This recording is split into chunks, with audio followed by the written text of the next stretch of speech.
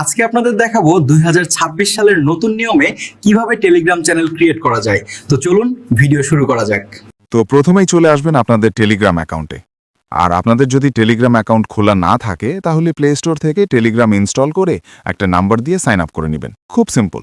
এরপর ডান পাশে নিচে যেই প্লাস আইকন দেখা যাচ্ছে এখানে একটা ক্লিক করুন। তারপর এরকম ইন্টারফেস আসবে। এখন দ্বিতীয় নম্বরে নিউ চ্যানেল এখানে একটা ক্লিক করুন। এরপর ক্রিয়েট চ্যানেলে ক্লিক করুন। এখন সবার প্রথমে এখানে ক্লিক করে আপনার চ্যানেলের একটা ছবি দিয়ে দিবেন। তারপর এখানে আপনার চ্যানেলের নাম আর আপনার চ্যানেল নিয়ে একটু ব্যাখ্যা দিয়ে দেবেন এখানে। তো আমি সব দিয়ে দিলাম। এবার ওপরের ডান পাশে টিক চিহ্নতে ক্লিক করুন।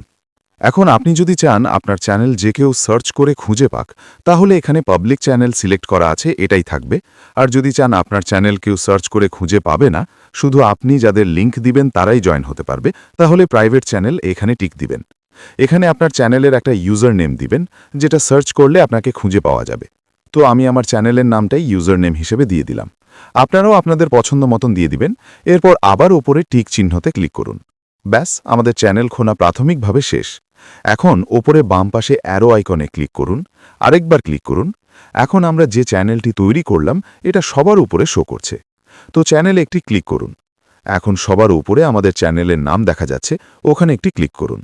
এখন এখান থেকে আপনাদের চ্যানেলটি কাস্টমাইজ করতে পারবেন। আর এটা হচ্ছে আপনাদের চ্যানেলের লিংক।